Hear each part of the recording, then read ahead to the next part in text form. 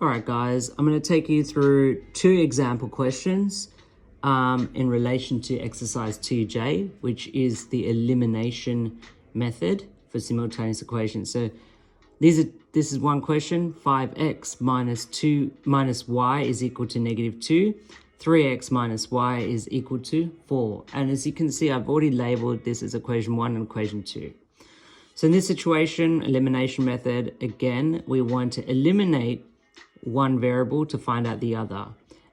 So in this situation, and by doing that, you either add or subtract the two equations. So in this situation, I'm going to add both equation. So I'm going to let you pause when you want to give it a go. Once you've given it a go, unpause the video and I'll start. So basically, to go about this question, I'm gonna subtract equation 1 from equation 2, only because these are two negatives here.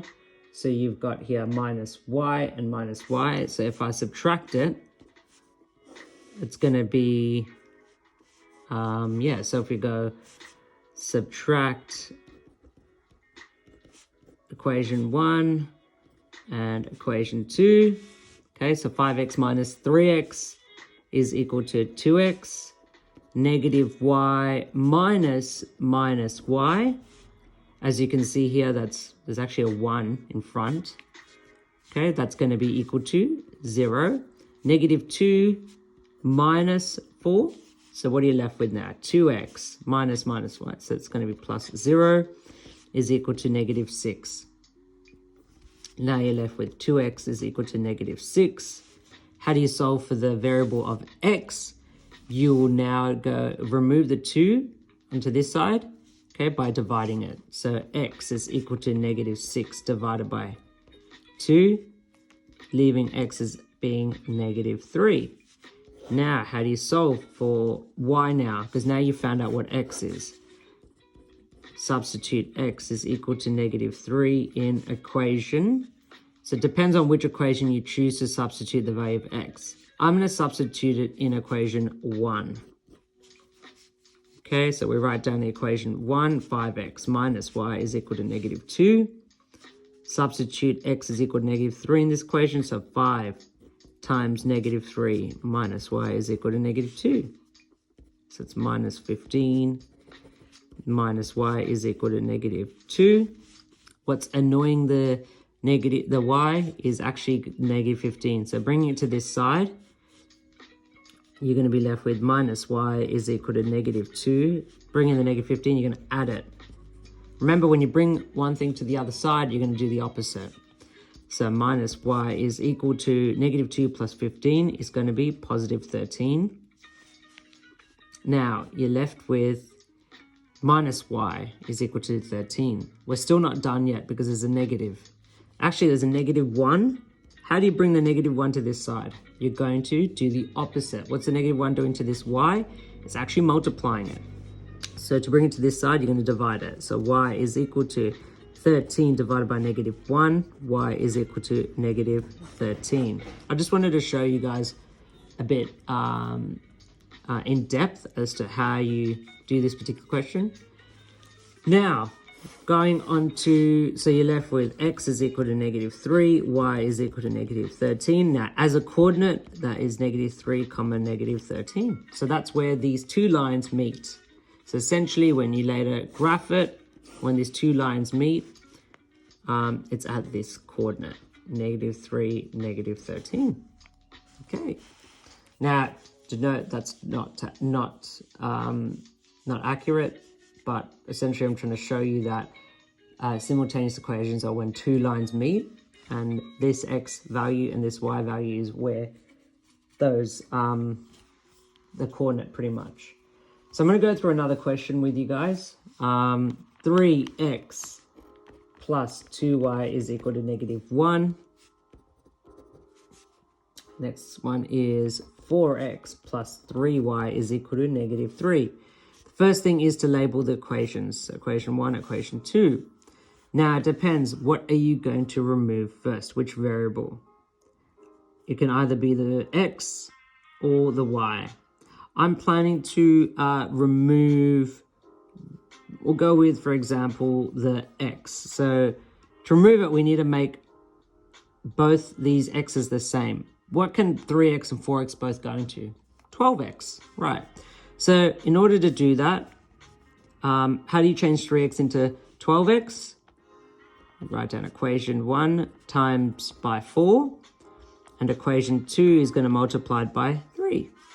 So in this situation, if we multiply all of equation 1 by 4, so 4 times 3x is 12x, plus 8y is equal to negative 1 times 4 is negative 4.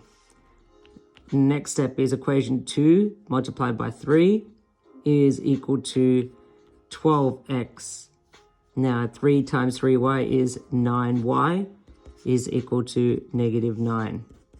Equation 3 and equation 4. All right, so now what can we do? Are we going to add equation 3 and equation 4 together, or are we going to subtract it to remove the x variable? I would say subtract it. So we're going to subtract these two. So we're going to go equation 3 minus equation 4. So 12x minus 12x is going to be 0x. 8y minus 9y is going to be minus 1y is equal to negative 4 minus negative 9. So you're left with minus 1y is equal to negative 4 plus 9, because the negative times this negative is going to be a plus. Negative 1y minus 4 plus 9 is going to be positive 5. We still need to find out what the value of y is. And there's negative 1 that's still annoying it. So to remove it to this side, negative 1 is actually multiplying by this y. To remove it to this side, we're going to divide.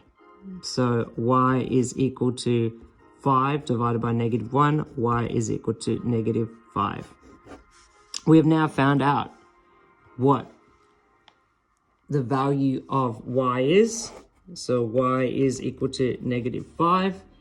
Now, to find out the value of x, we're going to substitute it in either equation 1 or equation 2. So I'm going to substitute the value of y is equal to negative 5 in equation 1, only because the numbers are much smaller. 3x, this is a 4x, 2y, this is a 3y. So I'm going to substitute in equation 1 because the numbers are smaller. So substitute y is equal to negative 5 in equation 1. So writing that down as a note for yourself and the examiner makes it easier to see the processes that you're taking to answering this question. So we're going to write down equation 1 again. So that's 3x plus 2y is equal to negative 1. The reason why I write this equation again is as a foolproof method, so you don't end up substituting it in the wrong equation, or you substitute in a different value. So wherever y is, we're going to put down negative 5. So 3x plus 2, negative 5 is equal to negative 1. 3x plus negative 10 is equal to negative 1. Now to find out what the value of x is, there's two things that are annoying it, 3 and the negative 10. We're going to first remove the negative 10 to this side, and you're going to do the opposite, which is plus. So it's 3x is equal to negative 1 plus 10. 3x is equal to 10 minus 1, which is 9. And now the last part is to find out what x is. The 3 is still annoying it. So we're going to remove that 3 to the other side. What's the 3 doing to the x? It's actually multiplying it. So to remove it to the other side, or bring it to the other side, we're going to divide it. So x is equal to 9 divided by 3. X is equal to 3. So now we have, therefore, x. So these 3 dots means therefore, x is equal to 3, y is equal to negative 5. Therefore, as a coordinate, that is 3, comma, negative 5. So that's where these two lines meet at this particular coordinate. So hopefully you guys have understood that. It's quite different and difficult compared to the substitution method, but the elimination method uses both. Technically, when you do these questions, they're using the substitution as well in the latter part of the questions. So hopefully that answers your questions, and hopefully you guys have understood that. These questions require practice. So, you know, having a go, maybe 1 or 2 questions, I suggest you have a go at least 5 or 6 questions. Maths requires practice. So good luck. I hope you guys are doing well. So if you have any questions, don't be afraid to email me. Cool. Bye.